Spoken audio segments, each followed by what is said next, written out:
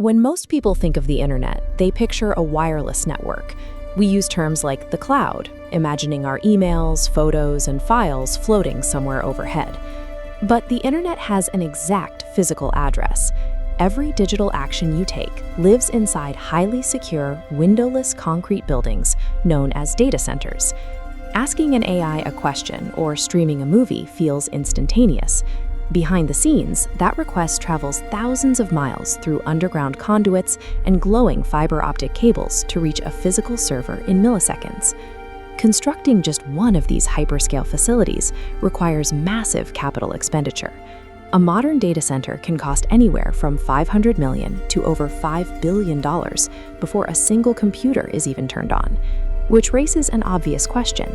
If a data center is essentially a giant warehouse for computers, why are investors pouring hundreds of billions of dollars into building them? The companies financing these structures have evolved past software and hardware sales. They operate highly specialized commercial real estate empires. In the modern digital economy, the ultimate financial leverage comes from owning the physical ground where every app and digital service is forced to live. Most global enterprises, banks, hospitals, and streaming platforms avoid the financial risk of building their own physical infrastructure. Instead, they rely on a model called co-location, where they rent space inside a professionally managed facility. Think of it like renting an apartment. Rather than leasing vast amounts of square footage, companies lease highly secure cabinet racks. But renting space is just the baseline. The facility generates continuous revenue by charging tenants for massive power usage and premium high-speed internet connections. Customers are willing to pay enormous premiums because they are buying a guarantee. They pay for flawless reliability and 100% uptime, where even a few minutes offline can cost a business millions. To maintain that uptime, operators engineer massive redundancy into the building. Every critical system has a duplicate, supported by heavy industrial backup power systems ready to take over instantly if the local grid fails. They also build advanced cooling infrastructure. Thousands of densely packed computers generate intense heat, and without massive cooling towers and liquid circulation systems, those servers would overheat and shut down in minutes. In this industry, the core product is trust. The high rent provides an absolute certainty that a client's global operations will stay online 24 hours a day, 7 days a week. Once a corporate customer moves their hardware into one of these co-location facilities, leaving becomes incredibly difficult. Unplugging and migrating thousands of active, critical servers to a competitor introduces severe operational risks. It takes months, costs millions of dollars, and invites the exact downtime that these companies pay to avoid.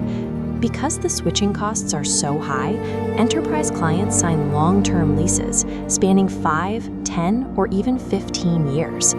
Compare that to older technology cycles built on physical media and one-off sales, where a sudden shift in consumer habits could easily force a business into irrelevance.